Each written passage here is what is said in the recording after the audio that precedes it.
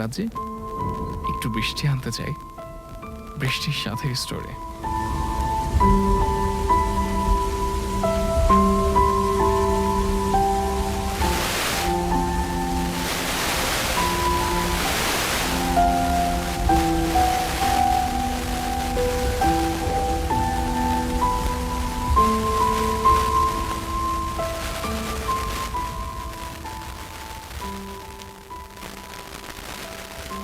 এখন কোথাও প্রজাপতি দেখলেই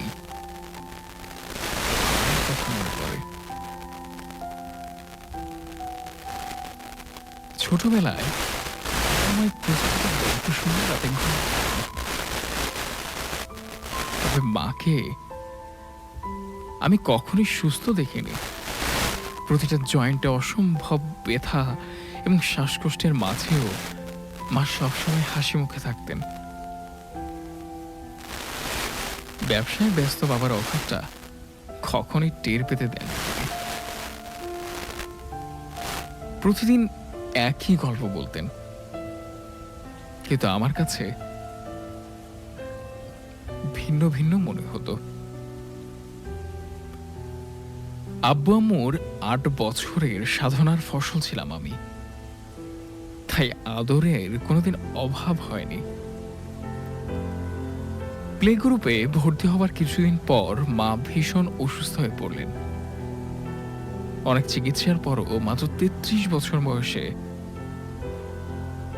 আমার মা আমাকে ছেড়ে চলে গেলেন। মা মারা যাবার আগের রাতটা আমি কখনোই ভুলতে পারবো না। মা শ্বাসকষ্টে কথা বলতে পারছেন না, তারপরও আমায় বুকে জড়িয়ে বললেন, মাগো, তোকে বোধ হয় আর প্রজাপতির গল্প শোনাতে পারবো না। তোর প্রজাপতির দল আমাকে আল্লাহর কাছে নিয়ে যেতে এসেছে। আমার কচি মন তখনও বুঝতে পারেনি আমি এতিম হতে যাচ্ছি। বিশাল বাড়িতে আমি একা হয়ে গেলাম। শুধু দূরসম্পর্কীয় এক ফুফু থাকতেন। অনেক আদরে বেড়ে ওঠা এই আমি একটুখানি ভালোবাসার কাঙাল হয়ে গেলাম। বাবা তার সব ব্যস্ততা কাটিয়ে আমাকে সময় দিতে পারতেন না। বিশাল বাড়ির বাগানে একা একা প্রজাপতির সাথে কথা বলেই পার হয়ে যেত আমার দিন। আমি প্রজাপতিকে জিজ্ঞেস করতাম আমার মায়ের কথা। বাবা আমার একাকিত্ব টের পেয়ে বোধহয় আমাকে পড়াশোনার জন্য দার্জিলিং পাঠিয়ে দিলেন। ওখানে কাটিয়ে দিলাম ৫ বছর। ভালোই চলছিল সবকিছু। এর মধ্যে একদিন হঠাৎ আমার গালে লাল চাকা চাকা কি যেন উঠল। ২ দিন পর প্রচন্ড জয়েন্টে ব্যথা শুরু হলো। দার্জিলিং থেকে তাই জরুরি ভিত্তিতে আমাকে ঢাকায় পাঠিয়ে দেওয়া হলো। ডাক্তার বললেন রোগ সারতে সময় লাগবে, তাই আমাকে হাসপাতালে ভর্তি করা হলো। বাবা প্রতিদিন বিকেল বেলায় দেখতে আসতেন। সারাটা দিন ভীষণ একা একা লাগতো আমার। তবে আমাকে দেখতে মেডিকেল স্টুডেন্টসরা অনেক ভিড় করত। আমার কেসটা নাকি অনেকটা ইন্টারেস্টিং। আমাকে ঘিরে ওরা গ্রুপ স্টাডি করত। আমার অবশ্য ভালোই লাগতো। তবে আস্তে আস্তে ওদের আগ্রহ কমে এলো। একদিন সিস্টার না থাকায় একটা ছেলে আমাকে ক্যানোলা দিতে আসলো এবং আনাড়ি হাতে ক্যানোলা করতে গিয়ে ভুল করে ফেলল। এর ফলে রক্তে আমার হাত ভিজে যাচ্ছে দেখে বেচারার মুখ একদম ফ্যাকাশে হয়ে গেল। তখন আমি হাসি দিয়ে খানিকটা আশ্বস্ত করাতে তিনি খানিকটা শান্ত হলেন। তারপর থেকে নাক খাড়া এবং সবসময় একটু হাসি লেগে থাকা ছেলেটা প্রতিদিন একবার হলেও আমাকে দেখতে যেত। তার সাথে আহ, টেনিস তারকা ফেদারারের চেহারার অদ্ভুত একটা মিল আছে। প্রতিটা দিন ওয়ার্ডের প্রতিটা রোগীকে অনেক যত্ন নিয়ে দেখত। তার সুন্দর হাসি দেখে কোনো রোগী মন খারাপ করে থাকতে পারত না। একদিন সকালে দেখি যে ছেলেটা স্ট্যাথো চুলকে ওয়ার্ডে হাজির, হাতে মিষ্টি। সে নাকি প্রফ পাশ করেছে। তবে এভাবেই ছেলেটার প্রতি একটা অদ্ভুত ভালো লাগা শুরু হলো। প্রত্যেকটা দিন কাটত তার অপেক্ষায়, কখন সে এসে আমার হাতটা ধরবে, পালস দেখবে, কিংবা কপালে হাত রেখে এনিমেয়া দেখবে। কিন্তু ভালো লাগাটা কখনই তাকে বলতে পারিনি। একদিন সন্ধ্যায় এসে আমার কাছে পরের দিনের ওয়ার্ড ফাইনাল পরীক্ষার কথার জন্য দোয়া চাইল। কাকতালীয় ভাবে পরের দিন কেস হিসেবে সে আমাকেই পেল। সে বোধহয় স্বপ্নেও ভাবেনি আমিই তার কেস হব। আমার রোগটা এতটাই জটিল, অথবা আমাকে দেখে নার্ভাস হয়ে সে প্রফেসরের সামনে কিছুই বলতে পারল না। পরের 3 দিন সে আমাকে দেখতে এলো না। ভাবলাম আমার উপর রাগ করেছে। আমার কান্নায় যেন 2 চোখ ভেঙে আসছিল। 3 দিন পর দেখি সকালে ঘুম থেকে উঠে সে আমার শিওরই দাঁড়িয়ে আছে। আমি যেন নিজের চোখে বিশ্বাস করতে পারছিলাম না। কিন্তু সে বলল তার নাকি অন্য ওয়ার্ডে প্লেসমেন্ট হয়ে গেছে, তাই এখানে আর আসা হবে না। মনটা ভীষণ খারাপ হয়ে গেল। আমাকে মোবাইল নাম্বার দিয়ে বলল কোনো প্রবলেম হলে যেন ফোন করি। কিন্তু আমি মনে মনে ভাবলাম, তুমি চলে গিয়েই তো বড় প্রবলেম করেছ। তোমার প্রবলেমটা সলিউশন কে দেবে? এরপর প্রতিদিন সকালে উঠেই ওর একটা মন ভালো করে মেসেজ পেতাম। প্রায় 2.5 মাস হাসপাতালে থাকার পর ছাড়া পেলাম। এরপর মাঝে মাঝেই তার সাথে ফোনে কথা হতো। ভালোই কাটছিল দিনগুলো। তবে অসুখটা মোটামুটি নিয়ন্ত্রণে রইল। 2009 সালে একটা প্রাইভেট ভার্সিটিতে বিবিএ কোর্সে ভর্তি হলাম। 2য় সেমিস্টারের মাঝে আবার আমার হাত পা ভীষণভাবে ফুলে গেল এবং সেই সাথে প্রচন্ড শ্বাসকষ্ট।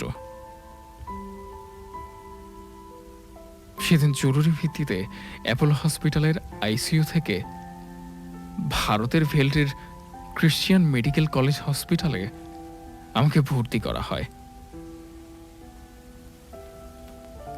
ওকে কিছু জানিয়ে যেতে পারলাম না।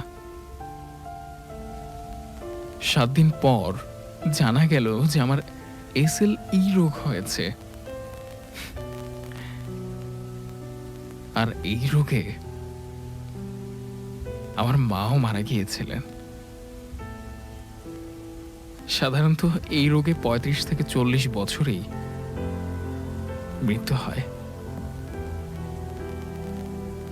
এই নির্মম সত্য জেনেও 2 মাস পর দেশে ফিরলাম।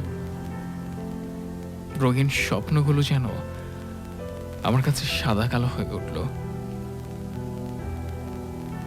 দেশে ফিরে মোবাইল খুলেই দেখি ওর অনেকগুলো SMS জরুরি ভিত্তিতে দেখা করতে বলল।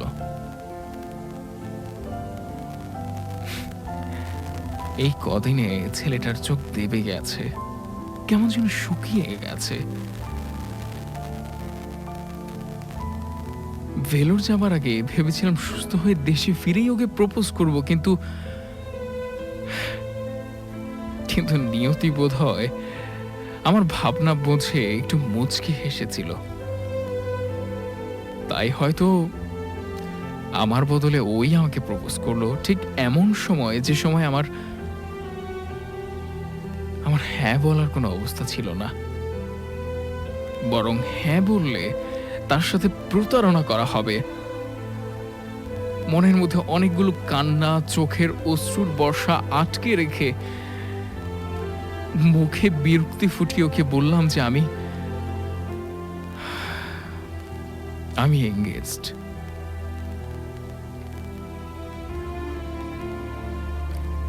আমার কথাটা শোনার জন্য সে মোটেও প্রস্তুত ছিল না। আমার প্রাণপ্রিয় রজার ফেদেরারের হাসি মাখা চোখগুলো চিকচিক করছিল উপচে পড়া অশ্রুতে।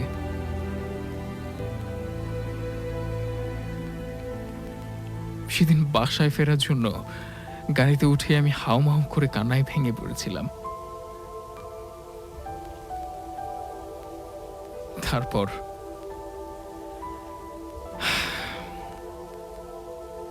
আর কি, তারপর আমি আবার আমার একাকী পৃথিবীতে ফিরে আসলাম।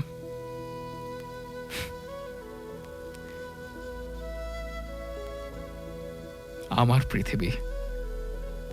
বিবিএতে পড়াটাও বন্ধ হয়ে গেল। মাঝে মাঝে ভাবি,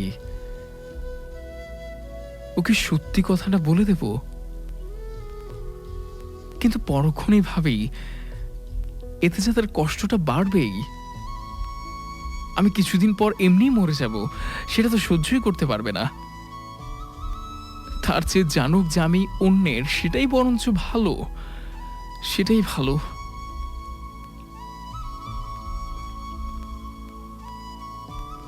বিশাল বাড়িতে এখন আমার সময় কাটে গল্পের বই পড়ে। ফেসবুকে ছদ্মনাম দিয়ে ওর সাথে অ্যাড হয়েছে। সারাদিন ওর ওয়ালটা খুঁটিয়ে খুঁটিয়ে পড়ি।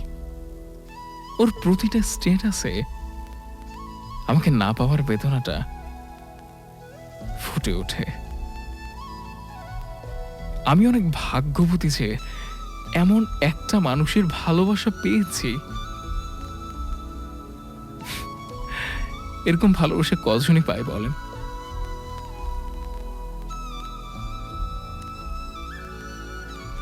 সবকিছুই তো আগের মতো চলছে। প্রতিটা সকালে আগের মতোই ঘুম থেকে উঠি। শুধু শুধু পার্থক্য এই যে কেউ আমার পালস দেখবে বলে হাতটা ধরে, কিংবা এনিমিয়া দেখবে বলে কপালে হাত রাখে না। এখন আমি দিন গুনি সেই প্রজাপতিগুলোর, যারা আমাকে নিয়ে যাবে মায়ের কাছে। মা, আমি তোমার কাছেই যেতে চাই। এই পৃথিবী আমাকে রাখেনি মা। এই পৃথিবী আমাকে ভালোবাসা দিতে পারেনি।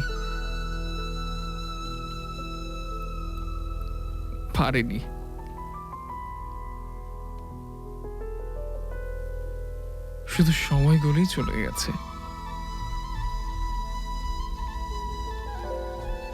আজ অনেক দিন হয়ে গেছে, কিন্তু এর বিনিময়ে কিছুই পাইনি জানেন।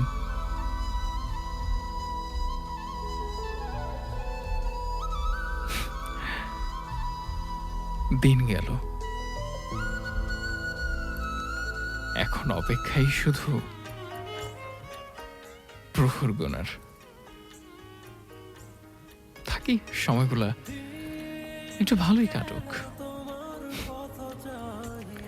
খারাপ তো কাটে না। দূর থেকে না হয় ভালোবেসে যাব, যে ভালোবাসাটা আর কারো জন্য থাকবে না, যে ভালোবাসায় আমার একাই তৃপ্তি শতভাগ। ভালোবাসি ভালোবাসি আমার রজার ফেদেরার।